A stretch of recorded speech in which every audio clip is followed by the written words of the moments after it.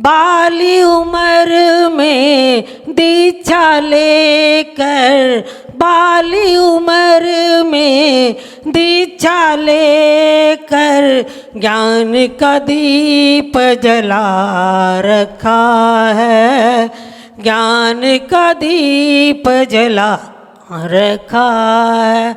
विशुद्ध सागर से दीक्षा लेकर हरजीत सागर जी नाम रखा है। राजकुमार जी के तुम हो प्यारे, आशा देवी के हो दुलारे। राजकुमार जी के तुम हो प्यारे, आशा देवी के हो दुलारे। है तेरी शान निराली, गुरुदेव आप हमारे, गुरुदेव आप हमारे। साडोरा ग्राम में जन्म लिया है, साडोरा ग्राम में जन्म लिया है। नगरी को तुमने धन्य किया है, नगरी को तुमने धन्य किया है। हम सभी भक्तगण गुरुवर से विनम्र निवेदन करते हैं, कृपया अपने मुखारबिंद से ओजस्पूर्ण वाणी से मंगल प्रवचन देकर हमें कृतार्थ करें, हमें धन्य करें। नमोस्तु गुरुदेव, नमोस्तु गुरुदेव, नमोस्तु।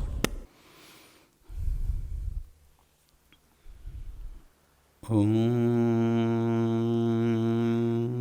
नमः सिद्धेभ्यः।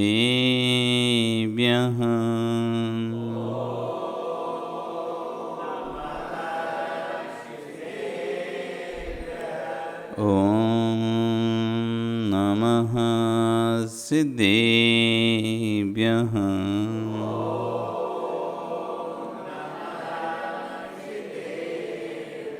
ओम नमः सिद्धेभ्यः।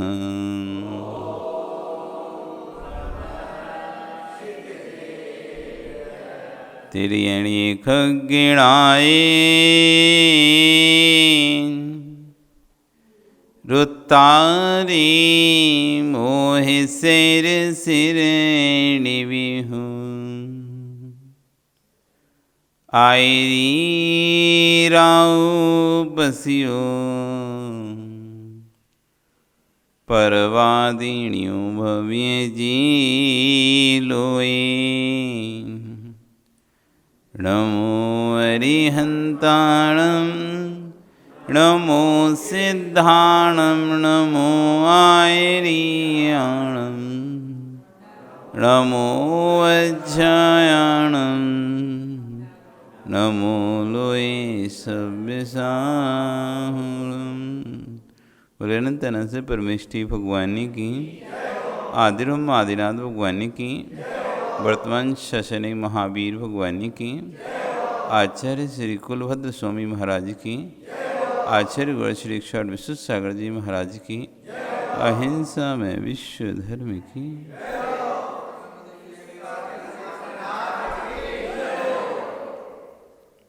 भवबंधु, वर्तमान शासन ने वर्धमान स्वामी के शासन में तीर्थंकर प्रभु की चरण निष्ठा में बैठकर हम सभी जिन देशिना का श्रवण कर रहे हैं। आचार्य भगवान कुलभद्र स्वामी महाराज ग्रंथराज सार समुच्चय में आत्मा के शुद्ध स्वरूप की व्याख्यान कर रहे हैं। तो वहीं आचार्य भगवान विशुद्ध सार जी महाराज उस पर अपनी देशना को दे रहे हैं। कल यहाँ पर चर्चा चल रही थी, शुद्ध अशुद्ध की चर्चा चल रही थी और कहा जा रहा था शुद्ध होने पर अशुद्ध हैं, अशुद्ध होने पर भी शुद्ध हैं। शुद्ध होने पर भी अशुद्ध हूँ, अशुद्ध होने पर भी शुद्ध हूँ। मैं द्रव्य दृष्टि से देखता हूँ तो प्रत्येक द्रव्य अपने स्वरूप से भिन्न परिणमन नहीं करता। कोई भी द्रव्य जिसका जो स्वभाव है उससे विभाव रूप में जाता ही नहीं है, वो वैसा ही रहता है। जो चेतन है वो चेतन ही रहेगा, जो अचेतन है वो अचेतन रहेगा। अचेतन कभी चेतन नहीं बनेगा, चेतन कभी अचेतन नहीं होगा। इसलिए प्रत्येक द्रव्य अपने स्वभाव में शुद्ध ही है। प्रत्येक द्रव्य, जैसे कल उदाहरण था ना,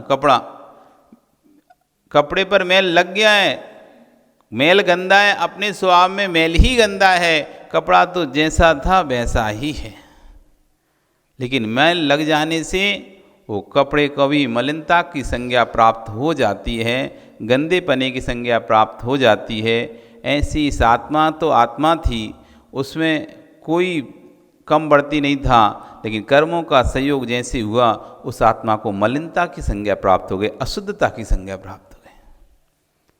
लेकिन अशुद्ध आज भी कर्म ही है, आत्मा तो शुद्ध ही है। मैला मैल ही है, कपड़ा तो स्वच्छ ही है। जब द्रव्य दृष्टि से देखते हैं अशुद्धता में भी शुद्धता दिखाई देती है। जब पर्याय दृष्टि से देखते हैं तो वर्तमान में मैल दिखाई देता है। उस मैल को यदि स्वीकार नहीं करेंगे तो कपड़ा कभी साफ नहीं निकलेगा, इसलिए उसको मैल को धोया जाता है। ऐसी आत्मा त्रैकालिक शुद्ध है, लेकिन वर्तमान पर्याय उसकी संसारी पर्याय है। वर्तमान वह मनुष्य है, त्रिंच है, देव है, नारकी है, कर्मों से युक्त है, इसलिए वर्तमान में उसको अशुद्ध स्वीकार करना पड़ेगा, तभी इन कर्मों को छुड़ाने का प्रयास पुरुषार्थ किया जाएगा। तो आचार्य भगवान कल कह रहे थे कि हर प्रत्येक आत्मा में अनंत शक्तियाँ हैं। उनमें से कुछ शक्तियों का वर्णन आचार्य कुंद स्वामी महाराज ने अपने ग्रंथ में किया है। आत्मा की 47 शक्तियों का वर्णन किया है। उन 47 शक्ति में एक शक्ति प्रभुत्व शक्ति। मैं भी भगवान हूँ, मेरे अंदर भी भगवान बनने की योग्यता है, बस प्रकट करने की देरी है, पुरुषार्थ करने की देरी है। दूसरा जो काम कर सकता है वह काम आप भी कर सकते हो। संतर इतना है कि आप प्रमाद कर रहे हैं। कोई व्यक्ति पढ़कर कलेक्टर बन सकता है तो आप भी क्यों नहीं बन सकते? बन सकते हो, पर आप प्रमाद किए। आप खेल कूद में समय निकाल दिए, आप पढ़ाई नहीं की अच्छे से, इसलिए आप यहाँ बैठे हो। लेकिन आप भी बन सकते थे, आप भी अच्छे से पढ़ाई कर सकते, गोल्ड मेडल लेके आ सकते थे। जब एक छोटा बालक गोल्ड मेडल लेके आ रहा है और वहीं दूसरा स्कूल का बच्चा कह रहा है अरे बहुत कठिन पेपर था, और एक ने तो उसमें टॉप किया उन्हीं पेपरों में। वही तो पेपर उसके लिए थे, वही पेपर उसके लिए थे, पेपर कोई अलग से नहीं आया। एक ही पेपर में एक व्यक्ति टॉप कर रहा है और दूसरे कह रहा आउट ऑफ कोर्स था। क्या कह रहे हैं? सिलेबस के बाहर आया सारा को पेपर, आ रहा हूं, आउट ऑफ कोर्स आया। आउट ऑफ कोर्स तो दूसरे के लिए नहीं था कि आउट ऑफ कोर्स, एक ही था। बस हम प्रमाद किए, हमने वो विषय पलटा ही नहीं है, हमने वो पेज खोला ही नहीं है, हमने पेज देखा ही नहीं है। तो हमको लगा कि हम तो सोचे थे इन्हीं पेजों में से आएगा, उतना पढ़ लिए, वो था नेक्स्ट पेज का क्वेश्चन, वो तो हमने पढ़ा ही नहीं था, ध्यान ही नहीं दिया था, तो सीधा कह दिया out of course. Out of course. जब कुछ नहीं बने, पेपर खराब हो, घर में बोलना पड़े कि खराब पेपर, तो यही कहते थे अरे कोर्स के बाहर के प्रश्न उत्तर आए, इसलिए वो लड़का भी नहीं करा, वो भी नहीं किया, वो भी नहीं किया। कितने सारे बच्चे तो छोड़ के आए, वो प्रश्न नहीं छोड़ के आए, सब आउट ऑफ कोर्स। और वहीं कोई व्यक्ति 100% लेके आ रहा है, क्या उसके लिए वो आउट ऑफ कोर्स नहीं था क्या? वो भी तो वही कोर्स पढ़ रहा था। क्या हुआ? आपने अच्छे से पढ़ाई की नहीं है, अच्छे से ध्यान दिया नहीं है। यदि आप ध्यान देते तो कोई भी आउट ऑफ कोर्स नहीं था। दूसरा कर सकता है तो मैं भी कर सकता हूँ। शक्ति मेरे अंदर भी है। प्रवृत्त शक्ति को उद्घाट करने का जो पुरुषार्थ है, बस वही उसका नाम चारित्र है। चारित्र क्या है? कुछ नहीं। चारित्र नाम की वस्तु क्या है? जो हमारे अंदर शक्ति है भगवान बनने की, उसको प्रकट करने की जो प्रक्रिया प्रोसेसिंग है, उसका नाम चारित्र है। जो प्रोसेसिंग है उसका नाम चारित्र है। जो व्यक्ति उस भगवत्ता को प्रकट करने की मेहनत करता है, पुरुषार्थ करता है, उसके लिए जो संयम को धारण करता है, बस वही तो चारित्र हो गया। चारित्र वही है जिससे प्रभुत्व शक्ति प्रकट होती हो। पुरुषार्थ भी सम्यक पुरुषार्थ हो तभी काम होता है। सही दिशा में किया हो पुरुषार्थ ही पुरुषार्थ संज्ञा को प्राप्त होता है, और गलत दिशा में किया हो पुरुषार्थ पुरुषार्थ संज्ञा को प्राप्त नहीं होता। आप कहो हमको तो अमुक वस्तु चाहिए थी, हमने तो खूब पुरुषार्थ किया उसके लिए, लेकिन पता करना पड़ेगा वो पुरुषार्थ आपने सम्यक किया है मिथ्यात्व किया है। मतलब सही दिशा में पुरुषार्थ चला गए, आपको चाहिए थी कोई वस्तु, आपको मान लीजिए एक सोने की चेन चाहिए थी, वो आप पुरुषार्थ करे पूरी हर किराने की दुकान में गए, आप एक एक किराने दुकान में आपने पूछा सोने की चेन मिलेगी क्या, सोने की चेन, कपड़े की दुकान में गए, किराने की दुकान में गए, ग्रोसरी में गए, हर दुकान में गए और आपने सब जगह पुरुषार्थ किया, सोने की चेन मिली, लेकिन आपको कहीं भी सोने की चेन, आप थक हार गए। देखो हमने आज पूरा दिन भर घूम लिया, लेकिन हमको तो सोने की चेन मिली नहीं कहीं पे। दिन भर तो घूमे, गर्मी में भी घूमे, पसीना भी बहाया, लेकिन बोध ही नहीं था कि सोने की चेन मिलती कहाँ पे। कहाँ मिलती बेटा सोने की चेन? कौन सी दुकान पे मिलेगी? ज्वेलरी शॉप पे। अब तो पता नहीं था ज्वेलरी शॉप पे मिलेगी, और नहीं पता होता तो कहाँ जाते फिर तो जो भी दुकान में दिखती हर दुकान पे पूछते फिरते, बुक स्टॉल पे भी चले जाते, मॉल में भी चले जाते, ढूंढ के आते यहाँ रखी होगी। जब वस्तु आपको पता नहीं होगी कहाँ मिलती है, फिर आप कहाँ जाओगे? पुरुषार्थ तो आप कर रहे हो, लेकिन आपको पता ही नहीं था कि ये वस्तु मिलेगी कहाँ पे। आप विपरीत दिशा में पुरुषार्थ कर रहे हैं। विपरीत दिशा में पुरुषार्थ करोगे तो फल मिलेगा क्या? कितना भी मेहनत कर लो, कितना भी ढूंढ लो, आप एक एक दुकान पे जाओ किराने की, एक एक दुकान पे जाओ कपड़े की, लेकिन आपको वहाँ पर चैन नहीं मिलेगी। जो वस्तु जहाँ मिलती है वो वहीं पर ही मिलेगी। तो कह रहे हैं पुरुषार्थ चारित्र वही चारित्र कहलाएगा जिस चारित्र से भगवत शक्ति प्रकट हो। भगवत शक्ति प्रकट नहीं है, जिससे हमारी आत्मा की भगवत शक्ति प्रकट नहीं हो रही, वे चारित्र नहीं कहलाएगा। प्रभुत्व शक्ति जिससे प्रकट नहीं हो सके वे चारित्र संज्ञा को प्राप्त नहीं है। इसलिए तो मिथ्या दृष्टि अभव्य प्राणी भी द्रव्य संयम के प्राप्त होने पर भी उसका संयम असंयम ही है। जिसके अंदर आस्था श्रद्धा नहीं भगवान के प्रति, वो यदि प्रतिमा भी धारण कर ले, मुनि भी बन जाए, व्रतों को भी धारण कर ले, उसका चारित्र संज्ञा को प्राप्त नहीं होगा, क्योंकि सम्यक्ति नहीं है। सम्यक नहीं होने से गुण स्थान आपका पहला गुण स्थान से ऊपर जाएगा ही नहीं। शरीर के भेद से भले आप गुण स्थान के ऊपर दिखाई दे जाओ, लेकिन भावों से गुण स्थान पहला ही रहेगा। और पहले गुण स्थान में कोई चारित्र होता ही नहीं है। मिथ्यात्व के साथ जो भी चारित्र आप धारण कर रहे हो, इसलिए तो आचार्यवंदों ने कहा है आपकी पूजा पाठ उपवास वे तभी सार्थक हैं जब सम्यक दर्शन होगा। यदि आपके पास सम्यक आस्था नहीं है, आप यहाँ पर भी नवरात्रि के 9 उपवास भी आपने किए थे, और अभी पर्युषण के 10 उपवास भी आपने किए हों, और नवरात्रि के 9 भी कर लिए हो, मतलब सब जगह आपकी श्रद्धाएं जा रही ना, वे आपके उपवास सब बेकार हैं। आपके अंदर देव शास्त्र पर आस्था नहीं है। नवरात्रि पर्युषण के क्या 10 कर लो, 16 कांड के 16 32 सब कर लो, 4 शुद्धि के व्रत कर लो, कुछ भी कर लो, सिंह निष्क्रिय व्रत कर लो, तब भी कोई भी कार्यकार नहीं है। वो चारित्र संज्ञा को प्राप्त होगा ही नहीं, वो उपवास कर्म निद्रा को प्राप्त होंगे ही नहीं बिना सम्यक के। इसलिए तो जब आप इधर जब तपस्या करें या यहाँ पर भगवान जैन धर्म की साधना करें और ऐसा समझे कर्म छे हो, तो पहले ये ध्यान रखें हमारी दूसरी जगह आस्था है कि नहीं है। यदि आपकी दूसरी जगह आस्था श्रद्धा है, यहाँ बेकार है, व्यर्थ है बिल्कुल तुम्हारा। तो मत सोचो कोई कर्म की निर्जरा होगी, बिल्कुल कर्म की निर्जरा नहीं हो रही तुम्हारी, 1% भी नहीं होगी, क्योंकि उस उपवास को उपवास संगे नहीं मिलेगी आपको। सम्य को उपवास संगे लंघन कहलाएगा, बस भूखे पेट रहना कहलाएगा वो आपको। उपवास एक तप है, 12 तपों में अनशन नाम का एक तप है। वो तप तभी सम्यक तप की संज्ञा को कहलाएगा जब आपके पास सम्यक दर्शन होगा।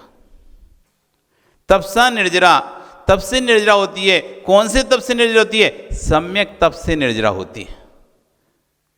सम्यक दर्शन, सम्यक ज्ञान, सम्यक चाय, सम्यक तप। जो सम्यक तप है वही निर्जरा में कारण बनेगा। जो सम्यक तप नहीं है वो निर्जरा में कारण नहीं बनेगा। और तप को सम्यक संज्ञा तब प्राप्त होगी जब दर्शन सम्यक होगा। क्रिया भले आप सम्यक की कर रहे हो, आप गर्धन भले के ही विधान व्रत कर रहे हो, आप 64 दीघी व्रत कर रहे हो, कोई देवी देवता का व्रत नहीं कर रहे। उपवास भी कर रहे हो तो आप 4 शुद्धि की कर रहे हो, उपवास कर रहे हो तो रोहिणी व्रत की कर रहे हो, उपवास कर रहे हो तो आप भक्तांबर की कर रहे हो, तत्वार शुद्ध की कर रहे हो। उपवास भले आपके तत्वार शुद्ध के हों, भक्तांबर के हों, लेकिन श्रद्धा ना आपका सम्यक नहीं है, वे उपवास भी आपके कर्म की निर्जरा नहीं कराएंगे। वो तब संज्ञा को प्राप्त ही नहीं होगा। तब तो सम्यक के साथ की गई तपस्या को तब कहते हैं। सम्यक के साथ की गई तपस्या को तब कहते हैं। इसलिए तप करने से पहले ये पहले अपनी टटोल लो अंदर कि मेरी अन्य जगह श्रद्धान तो नहीं है। यदि सब जगह मेरा श्रद्धान है, यहाँ भी सिर टेक रहा है, वहाँ भी सिर टेक रहा है, सब जगह आपकी आस्था है, पूरे उसमें घूम रहे थे आप, पूजा पंडाल में घूम घूम कर आप देख रहे हो, जैसे ही आप वहाँ पहुँचते हो, उस प्रतिमा के पास पहुँचते हो, तुम्हारे हाथ जुड़ जाते हैं, तुम्हारा सिर झुक जाता है, आँखों से नमस्कार करते हो, शरीर से नमस्कार करते हो, श्रद्धा से नमस्कार करते हो, अभी तुम्हारा सम्यक से बहुत दूर।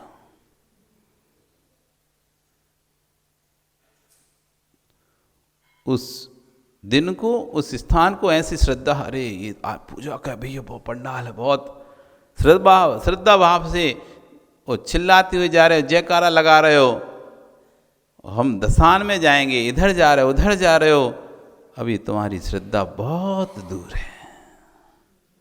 रात रात भर बस उसको देखने के लिए जग रहे हो तुम। एक सामान्य दर्शन होता है, एक सामान्य दर्शन होता है, चलते फिरते आप जा रहे थे, देख गई चीज, कोई बात नहीं। और एक विशेष, हम उसी को लेके चला के प्रवचन नहीं आए, दर्शन करने नहीं आए, भगवान के मंदिर नहीं आए, पूजा देखने जरूर जाएंगे। पूजा देखने गए हैं, महाराज शाम को प्रवचन नहीं होगा, पूजा देखने जाना है। महाराज शाम को प्रवचन सुनने नहीं आएंगे, बहुत भीड़ है, पूजा देखने गए, तब भीड़ नहीं थी तुमको, तब नो एंट्री नहीं थी, तब पैदल नहीं चल रहे थे। लेकिन जब भगवान के दर्शन की बात आई, महाराज गाड़ियां नहीं आती यहां तक। अब समझना पड़ेगा हमारा श्रद्धान कहाँ जा रहा है। घूमने के लिए 4 घंटे पूरा घूम लिया, उसमें पैर दर्द नहीं किया, उसमें समय नहीं दिखा, रात्रि नहीं दिखी, गाड़ी घोड़ा नहीं दिखे, नो एंट्री नहीं दिखी, लेकिन भगवान की भक्ति शाम को आरती करने में मंदिर नहीं आ पाएंगे। अभी रास्ता बंद है, भगवती करने नहीं आ पाएंगे।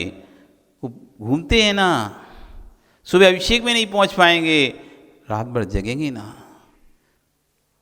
अब यहां देखना है तुम्हारा सम्यक दर्शन है कहां पे। अच्छी अच्छी बड़ी बड़ी बातें करने वाले सब रात भर घूमते हैं। देखना है, सब देख रहे हैं, हम नहीं देखेंगे क्या? सब देख रहे हैं, हम नहीं देंगे देखने का? वे बच्चे जाएं तो जाएं, वे बूढ़े भी।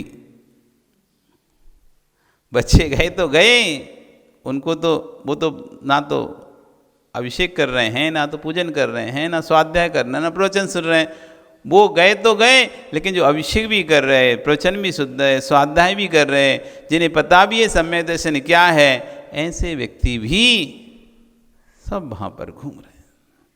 जिन्हें ना रात में खाना है, ना कुछ करना है। आधे तो इसलिए जाते मस्ती करना होता है हमको, घूमना है, खाना है, पीना है, वो तो रात में खाएंगे, पिएंगे, घूमेंगे, एंजॉय करना है। लेकिन जिनको कुछ भी नहीं करना है वो लोग भी जा रहे हैं। अभी कह रहे हैं आचार्यगण कि आपके अब ये उपवास, व्रत, तप, संयम आप सोच रहे थे कर्म निर्वाह का साधन रहा है, अब बिल्कुल स्पष्ट है कि तुम्हारी श्रद्धाएं कहाँ जा रही हैं, अभी तुम सम्यक दृष्टि हो ही नहीं। करते रहो कितना भी, खोखला है सब, बेकार, सब बेकार है। जब तक सम्यक्त नहीं तब तक कुछ भी नहीं। अभव्य मिथ्या दृष्टि जीव द्रव्य संयम होने पर भी असंयम ही कहा जाता है। इतना प्रबल संयम उसके पास है कि स्वप्न में भी अपने व्रत में दोष नहीं लगा रहा है। देखो इतना अच्छे से संयम का पालन कर रहा है एक जीव कि स्वप्न में भी अपने मूल गुणों में किंचित मात्र भी दोष नहीं लगा रहा है, बस श्रद्धा गुण से विहीन है।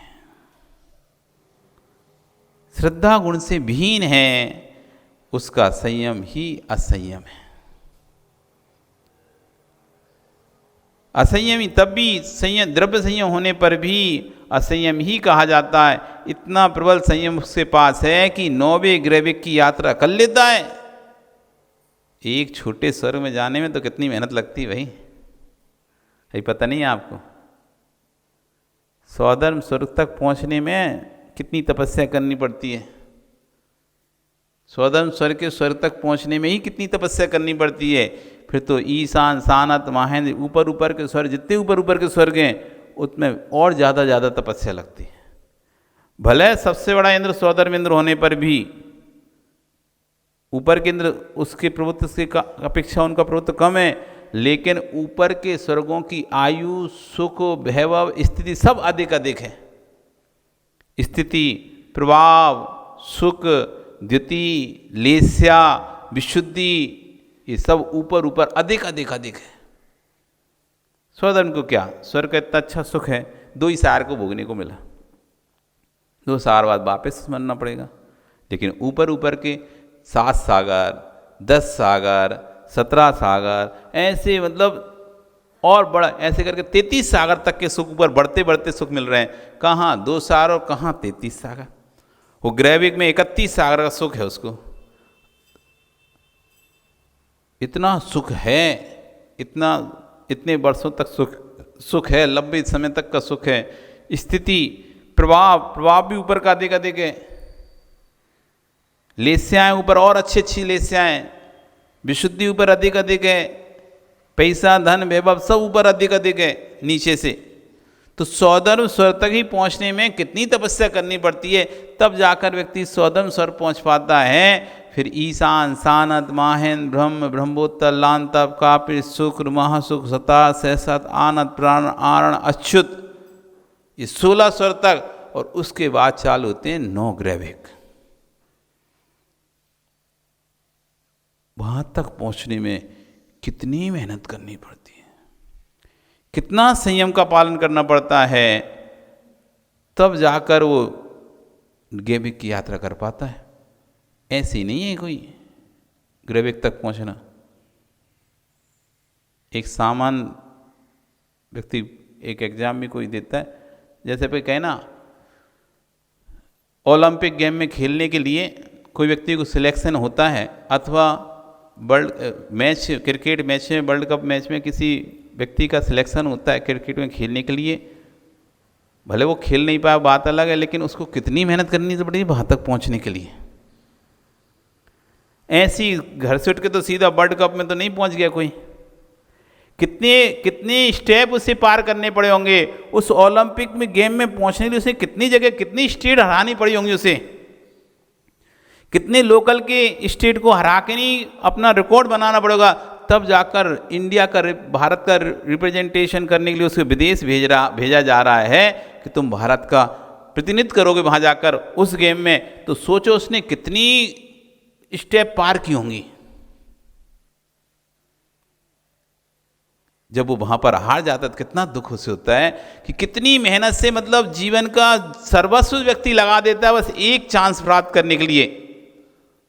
एक बार मौका मिल जाए, पूरा कैरियर उसी के ऊपर डिपेंड रहता है कि इसमें अच्छा परफॉर्मेंस कर दिया, लास्ट अभी तक तो सब अच्छा अच्छा कर करके आते रहे, और करते करते आज इस स्टेज पे पहुंच गए कि भारतीय क्रिकेट टीम में आपकी सिलेक्शन हो गया। अब वर्ल्ड कप की टीम में आपका सिलेक्शन हो, क्रिकेट टीम में हो गया अलग बात है, उसमें भी वर्ल्ड कप की टीम में सिलेक्शन हो गया। वहां तक पहुंचने में कितनी मेहनत लगती होगी। एक सामान्य ट्रॉफी में घुसने के लिए तो कितनी मेहनत लगती है, मतलब सिर्फ मात्र उस इंडियन टीम जो स्टेट की टीम होती है उनमें ही सिलेक्शन में कितनी मेहनत लगती है। पहले तो वहीं सिलेक्शन हो जाए मुश्किल होता है, हजारों लोग लगे हैं लाइनों में, लाखों। तुम नहीं समझना कि क्रिकेट खेलने सिर्फ देखने वाले बहुत हैं, खेलने वाले ही बहुत हैं। क्रिकेट को खेलने वाले ही बहुत हैं। और लाइन लगी वहाँ पे, जो कोचिंग उनके सेंटर होते हैं ना, वहाँ पे जो भी ज्वाइनिंग वाला होता है, लाइनें लगी, लाइनें, भीड़ की भीड़, कितने कम सिलेक्शन होते हैं। और वहाँ पहुँच कर भी यदि कोई व्यक्ति हार गया तो कितना दुख होता है। पूरा जीवन का सर्वस्व लगाने के बाद इतनी ऊंचाई तक पहुंचा और वहां पर परफॉर्मेंस खराब हो गया, लौट के आना पड़ गया। अब सोचो, तो एक कहते हैं सौधर्म स्वर तक पहुंचने में ही तो कितनी मेहनत लगती है, और फिर ग्रैविक तक पहुंचने में मतलब कितना चारित्र का पालन किया होगा, कितना निर्दोष चारित्र का पालन किया होगा, तब जाके कहीं ग्रैविक पहुंच पाया है व्यक्ति। लेकिन फिर भी उसका संयम काम में नहीं आया, क्योंकि वो संयम असंयम संज्ञा को प्राप्त हो रहा था, क्योंकि उसके अंदर श्रद्धा नहीं थी, उसको अपनी आत्मा की प्रभु शक्ति का बोध नहीं था। वो धर्म तो कर रहा था लेकिन भगवत्ता को प्रकट करने के लिए नहीं कर रहा था। वो तपस्या तो कर रहा था लेकिन अपनी प्रभु शक्ति को प्रकट करने के लिए नहीं कर रहा था। वो तपस्या कर रहा था भोग निमित्तम, आगामी काल में अच्छे अच्छे भोग मिले इसलिए वो तपस्या कर रहा, उससे अपनी आत्मा की प्रभु शक्ति का बहान ही नहीं है कि मैं भी भगवान हूं। आपको पता है आप भगवान हैं? विवेक पता है क्या तुम भगवान हो? ओ आरब, तुमको पता है तुम भगवान हो? पता है क्या? हाँ, तुम नहीं पता ना? हाँ, इसलिए तो समस्या यही तो हो रही है, पता ही नहीं हमको। एक व्यक्ति को पिताजी का स्वर्गवास हो गया, पिता चले गए लेकिन अपने मित्र को कुछ बता के गए। जब पिता गए तो जो घर में था धन पैसा वो सब खत्म हो गया, और स्थिति ऐसी आ गई कि गरीबी की जीवन जीना पड़ रहा है उसके परिवार वालों को। घर में पैसा है, धन है, कुछ पता भी नहीं था किसी को कहाँ पर है। जो था सामने दिखाई दे रहा था तो उसको खा पी लिया, नष्ट हो गया। अब कुछ कमाई का जरिए नहीं, तो दूसरों के घर में बर्तन मांजती थी, और बेटा दूसरों की दुकानों में नौकरी करता था। ऐसे करते करते समय व्यतीत हो रहा था। बेटा अपने आप को अब गरीब महसूस करने लगा। जो कभी सेठ रहा करते थे अब वो गरीब हो गए, और उसके कपड़े भी उसी तरह के गरीबी के पहन, फटे पुराने कपड़े और फटा पुराना चेहरा। मतलब अब चेहरा भी बदल जाता ना, पैसा की चमक से चेहरे में चमक आती है, दो से चमक आती है, या तो संयम से चमक आती है या पैसे से चमक आती है। यदि जीवन में संयम हो तो आपका चेहरा चमकेगा, पक्का है। और यदि आपकी जेब में पैसा हो तो काला चेहरा भी चमकेगा, और पैसा नहीं है तो गोरा चेहरा भी फीका ही दिखेगा। देख लेना। तो पैसे की गर्मी बहुत बड़ी गर्मी है।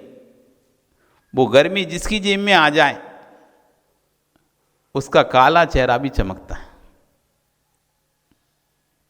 और वो गर्मी जिसकी चली जाए पैसे की तो गोरा चेहरा भी 24 घंटे लटका ही रहता है, लटका ही रहता है। तो दो चीज़ों से चेहरे पे चमक आती है। एक तो जिसकी जेब में पैसा भरा हो, घर में खूब अच्छे पैसा हो, मस्त, जब जो करना खर्चा तो हमेशा चमका रहता है उसका चेहरा, और एक जिसके पास संयम जिसने धारण कर लिया है उसका चेहरा चमकता है। और गरीबी में चेहरा, गरीबी में पुण्य तो गरीब होता ही है, शरीर भी गरीबी जैसा ही हो जाता है। तो उनका रहन सहन भी गरीबों जैसे ही हो गया, बिल्कुल चेहरे पर भी वो गरीबी झलकती थी। एक दिन उसके पिता का दोस्त रास्ते में जा रहा था और ये भी काम करते लौट रहा था, बेटा भी मिल गया। और बेटा क्या हाल चाल है, क्या हाल बना रखा है, तुम तो सेठ आदमी हो कि क्या ऐसे रह रहे हो, तुम तो नगर सेठ हो और तुम क्या ऐसे हाल बना के रखा है तुमने अपना, क्या भिखारियों जैसा गरीबी जैसा हाल बना के रखा है। तो बालक कहता है, अंकल आप मेरे पिता के समान हैं, आप मेरे पिता के दोस्त हैं, और आपको पता ही है कि पिता जा चुके हैं और घर में सब कुछ नष्ट हो चुका है। अब दुनिया मजाक उड़ाए तो समझ में आता है, लेकिन आप भी मजाक उड़ा रहे हैं हमारा। आपको पता है कि हम सेठ के भिखारी हैं, गरीब हैं, हमारे यहाँ घर में खाने तक का तो है नहीं, माँ दूसरे के यहाँ बर्तन मांज के काम करती है, मैं दूसरी दुकान पर दूसरों की दुकान पर जा के काम करता हूँ, और आप कह रहे हैं नगर सेठ। ये मजाक उड़ाओ ना, हुआ कि नहीं हुआ? तो आप तो कम से कम मेरा मजाक ना उड़ाएं, कम से कम मुझे मेरे ऊपर हंसें तो नहीं। था कभी हमारे पास पैसा, ये मानते हैं, लेकिन अब नहीं है, और आप अभी भी हमको नगर सेठ के नाम से बुला रहे हो, तो ये तो आप हमारा हंसी उड़ा रहे हो। आप तो कम से कम ऐसी हंसी ना उड़ाएं। वो कहता है, अरे नहीं बेटा, तुम नगर सेठ हो, तुम नगर सेठ हो, तुम्हें पता नहीं है तुम नगर सेठ हो। कहाँ से नगर सेठ दिख रहे हैं भी, खाने तक के तो पैसे नहीं हैं, अच्छे ना कपड़े खरीदने के पैसे हैं, ना अच्छे से रहने के लिए पैसे हैं, तुम कह रहे हो कि नगर सेठ है। हाँ बेटा तू नगर सेठ है। कहाँ से मैं नगर सेठ, चल मैं दिखाता हूँ तुझे। वो जाता है उसके घर की एक दीवार को, कहता है इसको फोड़ो। वो दीवार को फुड़वाता है, और उस दीवार को जैसे ही फुड़वाता है उसमें हीरे जवाहरात भरे थे। देखकर तो बेटा चौंधे आ जाता है, ये क्या? हाँ बेटा तू छोटा था इसलिए पिता ने मना किया था कि भी छोटा है तो समझ नहीं पाएगा, सारा पैसा बर्बाद कर देगा, इसलिए थोड़े धक्के खाने दो, थोड़ी ठोकरें खाने दो, दूसरे के यहाँ काम करने दो, तब जाके पैसे की कीमत समझ में आएगी। नहीं तो ऐसे ही पैसा मिल जाएगा तो जैसे वो मिटा दिया जो तो थोड़ा बहुत छोड़ के गए थे, ये भी तुम मिटा देते, क्योंकि तुमने तो कभी कमाया है नहीं है, किसी के यहाँ काम किया नहीं है, पैसे की क्या महत्वता होती है तुम्हें पता था नहीं। इसलिए पिता ने मुझे समझा के रखा था, जब ये परेशान हो जाए और साल 2 साल दूसरे के यहाँ में नौकरी कर ले, इसे पैसे की कीमत मालूम पड़ जाए, तब तुम इसको ये रहस्य खोलना।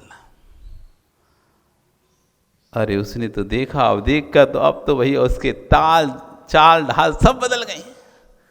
अब तो नगर सेठ, कभी सिर झुकाकर चलता था, अब सीना तान के चल रहा है। जैसे उसे पता चला मैं तो नगर सेठ हूं, मैं कोई भिखारी नहीं हूं, मेरे पास तो संपत्ति है, संपत्ति हीरे जवाहरात हैं, मैं भिखारी नहीं हूं। जैसे ही उसे पता चला मैं भिखारी नहीं हूं, उसी समय कपड़े भी वही थे, लेकिन चेहरे के हाव भाव तुरंत बदल गए, बोलने की शैली बदल गई, सब खाने का हर चीज बदल गई। कपड़े तन पर हैं लेकिन भाव बदल चुके हैं। जो भाव अभी तक थे, हम तो भिखारी हैं, हम तो भिखारी हैं, हमारे पास तो, हम तो बहुत गरीब हैं, हम तो बहुत गरीब हैं, ऐसे जो भाव चलते थे, हे हमारे पास ही पैसा है। क्या समझा तुमने? गरीब समझ के रखे हो क्या? ये देखो कितना पैसा है। उसके हाव भाव बदल गए। अब तो भैया ऐसा लग रहा है कि जैसे उसके जैसा कोई अमीर है ही नहीं। अब तो ऐसी जिसको अपनी प्रभुत्व शक्ति का पता चल जाए, पता नहीं है इसलिए गरीबों जैसे बैठे हो, भिखारी जैसे बैठे हो। तुम भिखारी नहीं हो, तुम भगवान हो।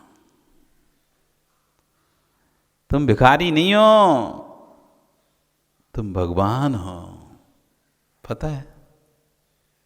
नहीं पता ना। उस बालक को भी नहीं पता था।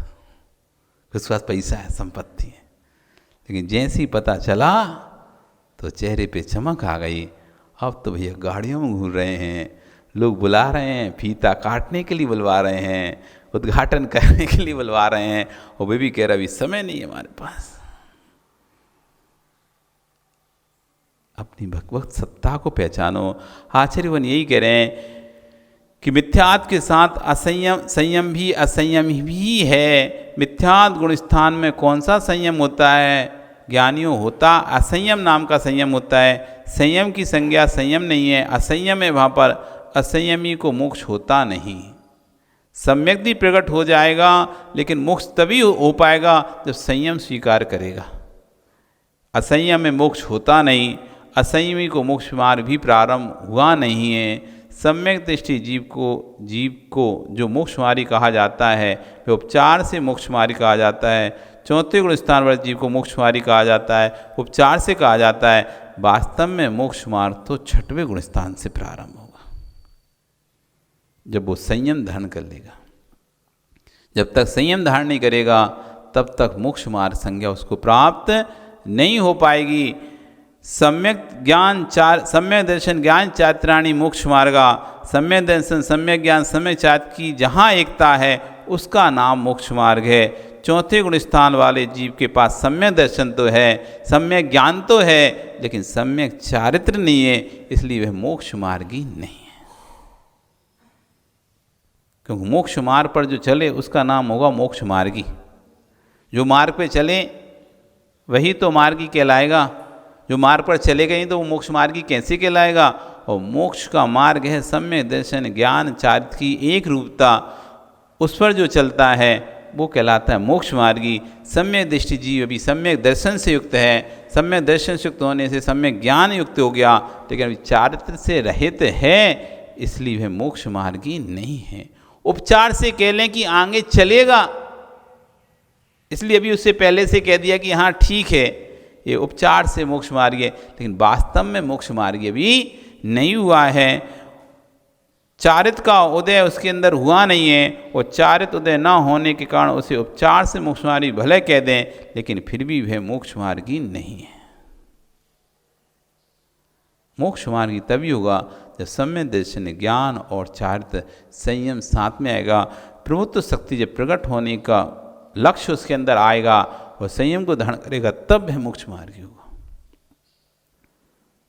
समझ में आ रहा है कि सुनने में आ रहा है?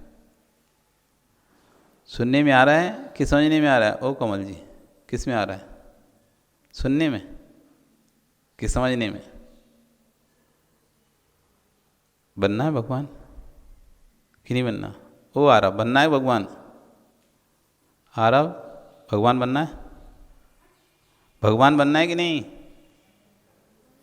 बनना है ना भगवान? हाँ, मम्मी को बोल दो मुझे भगवान बनना है। लक्ष्य बनाओ। डॉक्टर का लक्ष्य बनाते हो, इंजीनियर का लक्ष्य बनाते हो, सी बनने का लक्ष्य बनाते हो, ऐसी एक लक्ष्य तैयार करो तुम, मुझे भगवान बनना है। लक्ष्य तैयार करो सब लोग, अपना उद्देश्य तैयार करो। घर बनाना है, परिवार सेटल करना है, व्यापार वृद्धि करना है, लक्ष्य है ना आपके? बच्चों की शादी करना है, लक्ष्य है ना आपके? ऐसी भगवान बनने का लक्ष्य तैयार करो। है लक्ष्य आपका? ओ जय कुमार जी, भगवान बनने का लक्ष्य है क्या कि सिर्फ बेटी की शादी करने की लक्ष्य है? ओ मोतीलाल जी, क्या लक्ष्य है तुम्हारा? कर्जा चुकाने का लक्ष्य है, बेटी की शादी करने का लक्ष्य है कि भगवान बनने का लक्ष्य है? भगवान बनने का लक्ष्य है ना।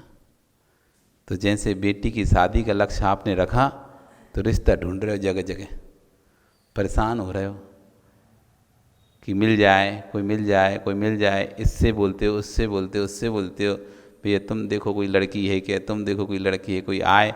लक्ष्य जब निर्धारित करते हो तो उसके लिए पुरुषार्थ करते ही नहीं करते, करते ही नहीं करते। सुनील, लक्ष्य है ना आपका बेटे की शादी करना, तो लड़की ढूंढ रहे कि नहीं ढूंढ रहे? कि सिर्फ लक्ष्य की बनाया है, ढूंढ कुछ नहीं रहे? मेहनत नहीं कर रहे हो ना मेहनत। जो भी मिलता है, रिश्तेदार मिलने वाला, जुलने वाला, कोई भी मिले, एक दिख तो जाए कोई लड़की, तुरंत कौन की लड़की है, इसकी शादी हुई है कि नहीं हुई है, इसको शादी करना है कि नहीं, मतलब तुम ऐसे टूट पड़ोगे। अभी उधर सम्मेलन हुआ कहाँ पे, गुवाहाटी, युवती सम्मेलन हुआ, युवक युवती सम्मेलन हुआ, 500 लड़के आए, 2 लड़कियाँ। तो वे 2 लड़की के माता पिता पर ऐसे टूट पड़े सारे लड़के वाले, करोगे क्या, करोगे क्या, करोगे, जैसे मांस के लोथड़े पर चील गिद्ध लूटने फिरते हैं, ऐसे 2 पर लूट पड़े कि करोगे, करोगे। क्यों, लक्ष्य सबने निर्धारित करके रखा है ना, हमें अपने बेटे की शादी करनी है। तो जैसे ही लक्ष्य करते तो कोई थोड़ा दिख जाए, बस थोड़ी तुम्हें लग जाएगी, हाँ हो सकता है कुछ थोड़ा बहुत भी उम्मीद लगे जैसी भी, तो आप तो फिर पूरी मेहनत कर देते हो। रिश्तेदार को फ़ोन लगा लेते हो, उसके जो रिश्तेदार हैं उसको फ़ोन लगा के बोलते हैं भैया तुम्हारे भाई की लड़की है, तुम्हारी बहन की लड़की है, करो कुछ, पूछो, देखो, करो। और जो भी आसपास के संबंधी, जहाँ तक हो सकता है पूरा मेहनत करते हो, नहीं करते? क्यों? लक्ष्य है, लक्ष्य है बेटी की शादी। जैसे बेटी की शादी लक्ष्य होने पर लग जाते हो, ऐसी लक्ष्य यदि भगवान बनने का है तो फिर लगना तो पड़ेगा। सब काम करते करते शादी की व्यवस्था भी करते हो, शादी ढूंढते हो, इस सब काम करते करते भगवान बनने का यदि लक्ष्य बनाया है तो उस दिशा में भी कदम आगे बढ़ाओ, तब तो कहेंगे हाँ आपका लक्ष्य है। और नहीं बढ़ रहा तो कोई लक्ष्य नहीं है, फालतू की बकवास है। फिर आपका समय हो गया, कल फिर आओगे, पर आ रही तो फिर चर्चा करेंगे। बोली भगवान महावीर स्वामी की।